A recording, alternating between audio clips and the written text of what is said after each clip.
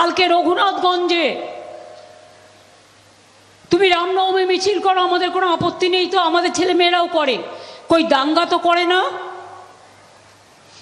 তোমরা পরশুদিন সিউড়িতে মিছিল করেছো, বন্দুক উঁচিয়ে মিছিল করেছো।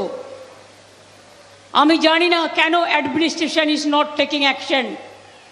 আপনারা আমাকে দোষ দেবেন না, আমার থেকে সব কেড়ে নিয়েছে, সব নিজেদের মতো অফিসার রিক্রুট করেছে, উকুন বাছার মতো বিজেপির লোক দেখে দেখে বাঁচছে।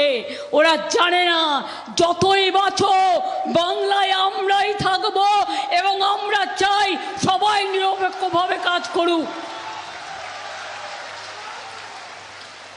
তুমি আমার হাত থেকে লোক সরিয়ে দিয়ে রঘুনাথপুরে কালকে দাঙ্গা করেছো, বিজেপি করেছো, তুমি, তোমার লজ্জা থাকা উচিত। সেই জন্যই সবাইকে সরিয়েছো, যাতে দাঙ্গা করা যায়। রঘুনাথগঞ্জের দোকান ভেঙেছো, লুটপাট করেছো। বন্ধু, একটা শিব মন্দির ভাঙলে সেটা নিয়ে বিজেপি কত নাটক করে, ভাঙা উচিত না। আমি ভাঙাকে সমর্থন করি না। কাশী বিশ্বনাথ মন্দির করতে গিয়ে কত মন্দির ভেঙেছিল বিজেপি। দিল্লির কালীবাড়ি ভেঙে উড়িয়ে দিয়েছিল। আমি কেন জগন্নাথ ধাম করেছি, আমি খুব পাপ করেছি, রোজ কোয়েশ্চেন করা হয়। জিজ্ঞেস করুন, কারো বাড়ি ভাঙচুর করার অধিকার তোমাদের কে দিল? রঘুনাথগঞ্জের দাঙ্গা করার অধিকার তোমাদের কে দিল? তোমরা একতরফা করেছো, মিছিল থেকে বেরিয়ে দোকান লুটপাট করেছো, দোকান বাড়ি পুড়িয়েছো। আজ না হলেও কাল তোমাদের একটাকেও ছাড়বো না। মনে রাখবে, মানুষ তোমাদের বিচার করবে।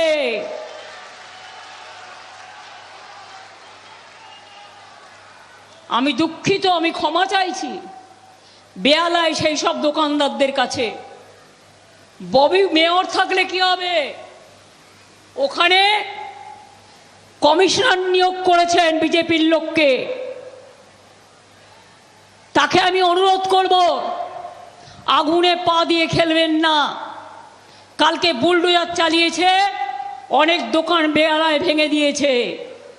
আমার হাতে নেই, বেহালাবাসী, আমি দুঃখিত, আমি ক্ষমা প্রার্থী। যে দোকান বুলডোজার চালিয়ে ভেঙে দিয়েছে আমি আবার করে দেব, আমাকে সময় দিন।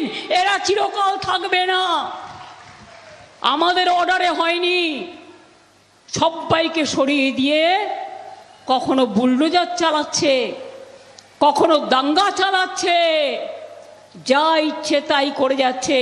আপনারা মা বোনেরা এটাকে সমর্থন করেন?